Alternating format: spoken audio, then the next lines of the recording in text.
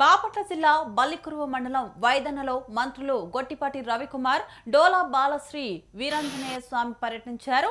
73 లక్షలతో ఆధునీకరించిన బాలుర వసతి గృహాన్ని మంత్రులు ప్రారంభించారు.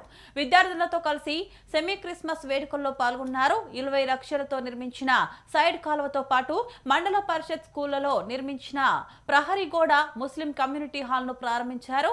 అంగన్వాడీలకు ఉచితంగా 5G ఫోన్లను మంత్రులు గొట్టిపాటి రవికుమార్, డోలా శ్రీ బాల వీరాంజనేయ స్వామి పంపిణీ చేశారు. బల్లికురువ మండలం వైదన గ్రామంలోని జడ్పీ పాఠశాలలో 199 మంది విద్యార్థులకు ఉచితంగా సైకిళ్లు మంత్రులు పంపిణీ చేశారు. విద్యార్థులకు ఎలాంటి ఇబ్బందులు లేకుండా ప్రభుత్వం అన్ని రకాల వసతులు కల్పించి తగు చర్యలు తీసుకుంటుందని అన్నారు.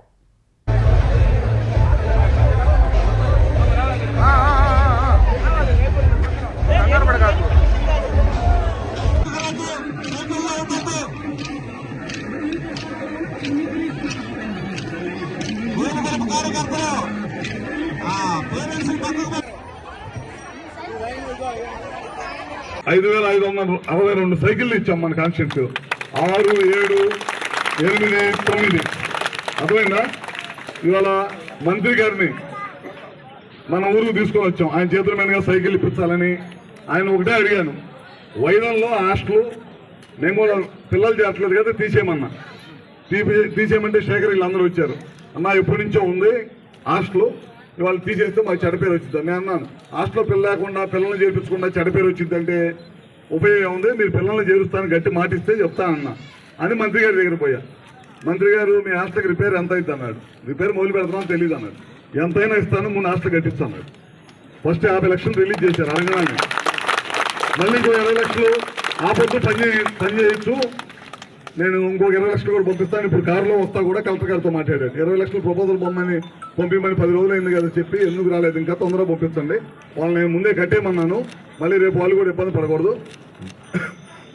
అన్ని సదుపాయాలతోటి మన గ్రామంలో ఎప్పుడో ఆనాడు పెద్దలు కట్టించిన హాస్టల్ అది పోకూడదని మీ గ్రామస్తులు అందరూ కూడా పోరాడారు, నిలబెట్టాము. దాన్ని పాతగా ఉండే ఒకసారి పాము కడుతూ చనిపోయారు. నాకు ఐడియా ఉంది.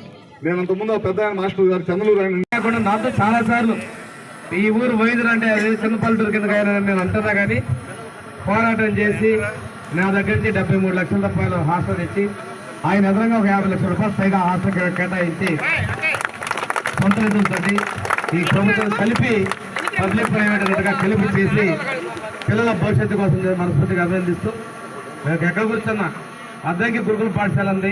ఆ గురుకుల పాఠశాల కూడా ఇద్దరు కలిసి వెళ్ళాం. అక్కడ స్తంభాలు లైట్లను ఏర్పాటు చేశారు. రేపు అద్దంకిలో 2,25 లక్షల రూపాయలు పెట్టి ప్రత్యేకంగా ఆ స్కూల్లో పిల్లల కోసం ఇండోర్ స్టేడియం కూడా మంజూరు చేయడం జరిగింది. తొందరలో ఆర్డర్స్ కూడా వస్తాయి. అంటే ఆ పిల్లలకు కూడా క్రీడల్లో వాళ్ళ ముందు సాధించాలి. నేను మిమ్మల్ని కూడా చదువుతో పాటు ఆటపాటలు ఉండాలి. ఇప్పుడే మీ నాయకులు వచ్చేసి గ్రామస్తుల పెద్దలు నిరసగా నడుపుతున్నారు. మా గ్రౌండ్ కూడా ఫలానా చోట ఉంది మీరు చెప్పారని చెప్పేసి వారు 5,562 సైకిళ్ళు ఇచ్చాం మన కాన్స్టిట్యూన్స్ 6, 7